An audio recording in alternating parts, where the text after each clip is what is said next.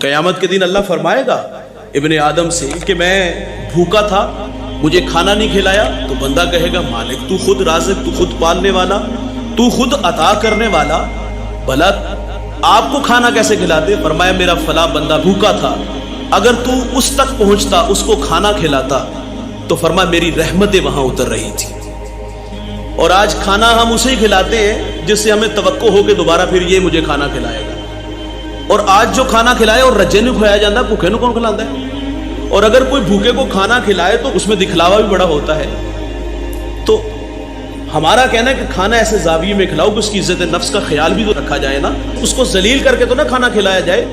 تو فرمایا میں بھوکا تھا، کھانا نہیں کھلایا، کہا مالک تجھے کھانا، تو خود رب العالمین، تو خود عطا کرنے والا، کہا فلاں میرا بندہ بھوکا تھا، اگر تو اسے کھانا کھلاتا تو میری رحمتوں کو وہاں پاتا۔ اللہ فرمائے گا میں بیمار تھا، تو میری عیادت کے لیے نہیں آیا، تو وہ مالک سے عرض کرے گا مالک تو بیمار؟ فرمایا فلاں میرا بندہ بیمار تھا، اگر تو اس تک پہنچتا تو میری رحمتوں کو وہاں پاتا۔ پھر اللہ فرمائے گا کہ میں پیاسا تھا، مجھے پانی کیوں نہیں پلایا؟ تو وہ کہے گا مالک تو پیاسا کس طرح؟ تو اللہ فرمائے گا فلاں میرا بندہ پیاسا تھا، اگر تو اس کو پانی پلاتا تو میری رحمتوں کو وہاں پاتا۔ اور بھائی اللہ کا قرب پانا ہے، اللہ کی رضا حاصل کرنی ہے، تو پھر بھوکوں کو کھانا کھلایا کرو، پیاسوں کو پانی پلایا کرو، برہنہ کو لباس دیا کرو، بیماروں کی عیادت کیا کرو۔ آج تو امیر کی عیادت کرتا ہے، غریب تک تو پہنچتے نہیں۔ غم کی شدت بڑھتی ہے بھائی جب کوئی غم گسار نہیں ہوتا، غم بانٹنے والے ہوں تو غم غلط ہوتا ہے۔ ایک دوسرے کے حال سے واقف رہا کرو یار، ایک دوسرے کی دل جوئی کیا کرو۔ میرے نبی کا عمل تھا، 3 دن اگر کوئی مسجد نبوی میں نہیں نہ آتا تھا تو حضور اس کے گھر تک تشریف لے جاتے تھے۔ ہمارا تو کوئی مر بھی جائے عزیز دوست تو ہمیں سال خبر نہیں ہوتی۔ اللہ کے حبیب صلی اللہ علیہ وسلم ایک دن فرماتے ہیں کہ آج کس نے کھانا کھلایا؟ صحابہ کا جرمٹ تھا، تو حضور نے حکم دیا تو سیدنا صدیق اکبر اٹھ کے کھڑے ہو گئے، ورنہ ان کا مزاج تھا کہ وہ کھانا جب لوگوں کو کھلاتے تھے تو ایسے زاویے میں کھلاتے تھے کسی کو پتہ بھی نہیں لگتا تھا، یہ ان کا مزاج تھا۔ وہ تو بڑھیا کے گھر میں جا کے مشکیزیں بھرتے تھے، وہ تو بڑھیا کے گھر میں جا کے جھاڑو دیتے تھے، وہاں صفائی ستھرائی کرتے تھے، پاؤں میں جوتے بھی نہیں پہنتے تھے، یہ ان کا مزاج تھا۔ اور ایک بوڑھا نابینا صحابی، آپ اس کے گھر میں جا کے اس کی خدمت کیا کرتے تھے۔ جب سیدنا صدیق اکبر دنیا سے چلے گئے تو حضرت عمر فاروق اس کے گھر تک پہنچے تو فرماتے ہیں اس کی خدمت میرے کندھوں پہ، آپ نے روٹی پیش کی تو کہا لگتا ہے وہ پہلے والا آدمی نہیں۔ کہا تم کون ہو؟ کہا تمہیں اس سے کیا، کوئی بھی ہو؟ کہا یار تو وہ نہیں لگتا جو پہلے خدمت کرتا تھا۔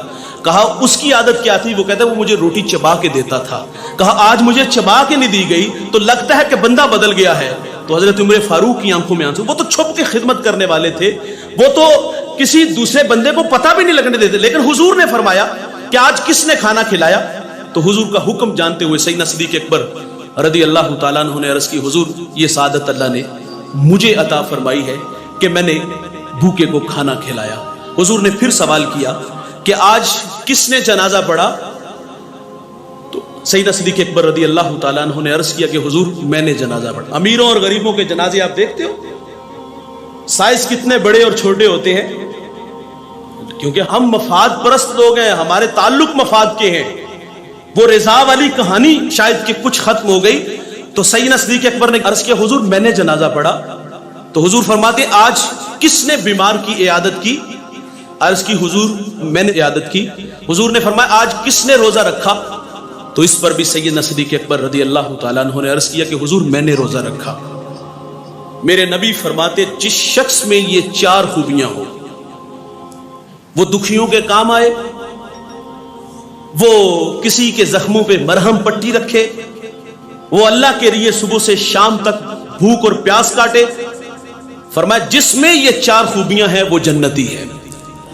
جنتی لوگوں کی عادتیں اپنائیں بھائی، کھانا کھلانے والا مزاج رکھو۔ صحابی یہ رسول نے حضور سے عرض کیا حضور دل کی سختی کا علاج ارشاد فرمائے، دل سخت ہو جائیں تو اس دل کو نرم کیسے کرے؟ تو میرے نبی فرماتے مسکینوں کو کھانا کھلایا کرو اور یتیموں کے سروں پہ ہاتھ رکھا کرو۔